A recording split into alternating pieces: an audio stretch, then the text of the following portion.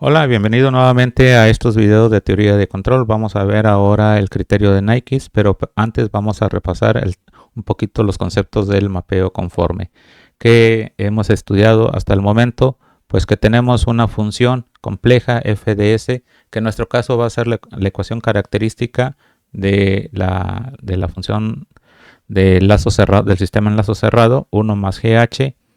Y en el caso de nosotros, cuando se estudió de ese mapeo conforme, GH tenía esta forma, un polo en el semiplano derecho en 1, y en la expresión del lazo cerrado, en la ecuación característica se tiene un 0 y un polo. Recuerda que los ceros de la ecuación característica, ceros, son estos los de arriba, en este caso tenemos menos 1, pero esos ceros son polos de lazo cerrado. Es importante hacer esa relación para entender bien el criterio de Nyquist.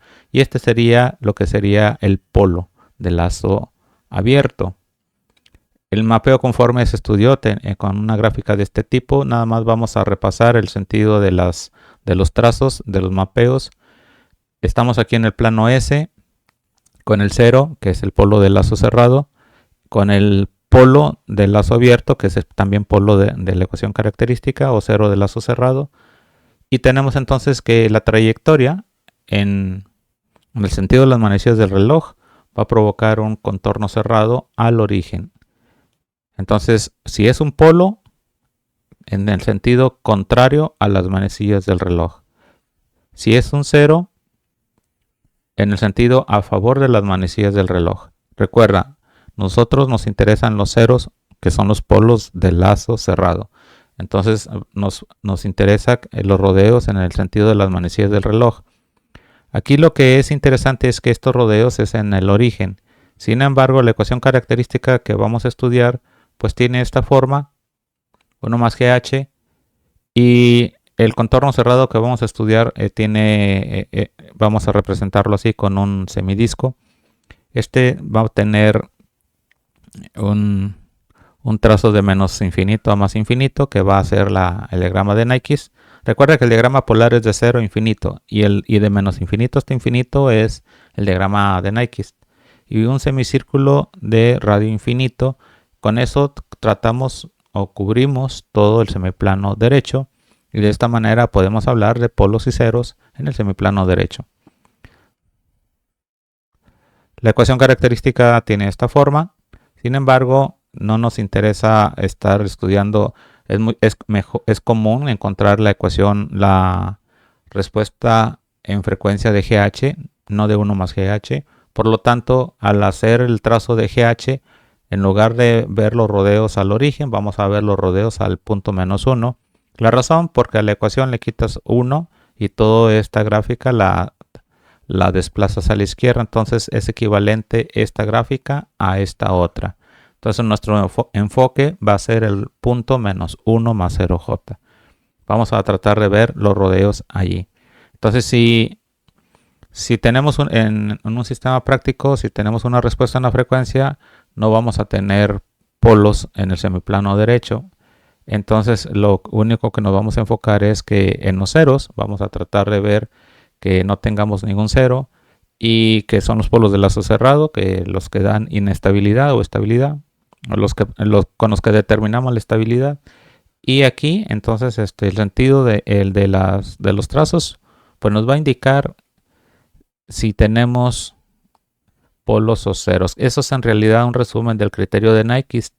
El criterio de Nyquist resume esto: n más p es igual a z. N es el número de rodeos en el sentido de las agujas del reloj, y z es el número de ceros de 1 más GH, polos de lazo cerrado, y p es el número de polos de GH en el semiplano derecho. Esto para nosotros comúnmente en ingeniería, en cuestiones prácticas, comúnmente o realmente tiene que ser 0. Entonces nos vamos a ocupar en que no haya ningún rodeo en el sentido de las agujas del reloj para z. Esto sí, solo sí, bueno, ocurre solamente si el sistema es de fase mínima, que no tengamos polos ni ceros en el semiplano derecho. sea, puede ser que de repente tenga yo algún cero de lazo abierto en el semiplano derecho que sí pueda tener este, pues una respuesta en la frecuencia y que este criterio de Nyquist pues no se cumplan. Entonces es importante eso de que el sistema sea de fase mínima. Tenemos entonces que, por ejemplo, un sistema como este, que tiene las siguientes características, este es el primer caso que vamos a ver. El rodeo, el contorno en el plano S no tiene ningún polo de lazo abierto en J omega. Por lo tanto, vamos a hacer el trazo como lo hacemos normalmente. Y aquí el detalle en esta curva es que esta empieza en un punto finito, significa que es tipo 0. No hay polos en el origen. El diagrama polar no viene como asíntota de ningún semieje. Por lo tanto, no tiene polos en el origen, porque es el caso especial que estamos estudiando, sin polos en J omega, y avanza hasta 270 grados. Significa que el grado relativo es 3. Probablemente no tenga ningún cero y tenga nada más 3 polos. En ese caso tenemos un lugar de la raíz muy característico que es vamos a trazarlo aquí rápidamente. Tiene esta forma.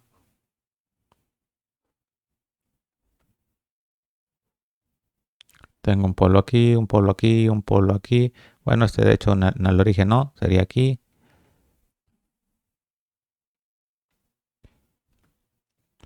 Y bueno, el lugar de la raíz sería pues más o menos así, así, así y así. Recuerda que más o menos así van las asíntotas.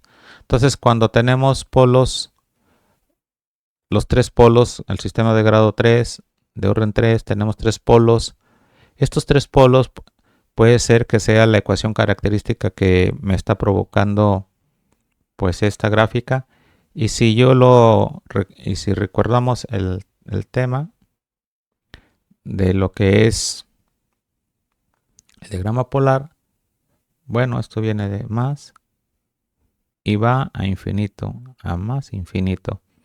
Ese sería el diagrama polar y el diagrama del otro trazo sería sería de omega a 0 menos y a menos infinito.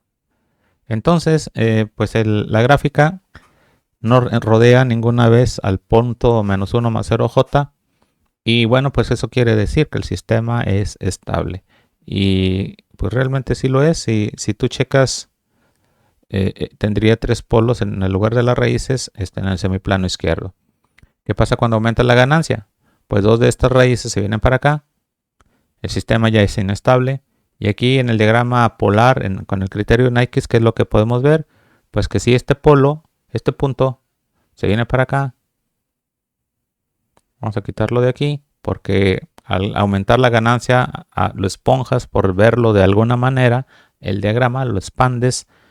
Bueno, pues entonces en ese momento los rodeos empiezan, vamos a decir, de menos infinito, que está aquí. ¿Y cuántos rodeos? Si trazas una línea imaginaria de este punto al punto en menos infinito y empiezas al trazo, pues sería,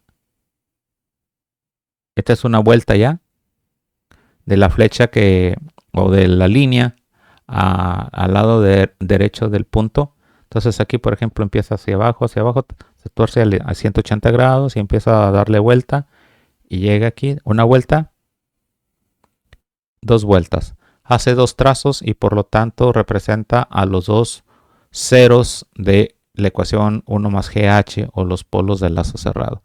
Ese es en realidad un resumen así rápido de lo que es el criterio de Nyquist en el caso especial de que no tenemos ningún polo en J omega. Por el momento eso sería todo. Más adelante voy a hacer el caso especial cuando tenemos uno o más polos en J omega.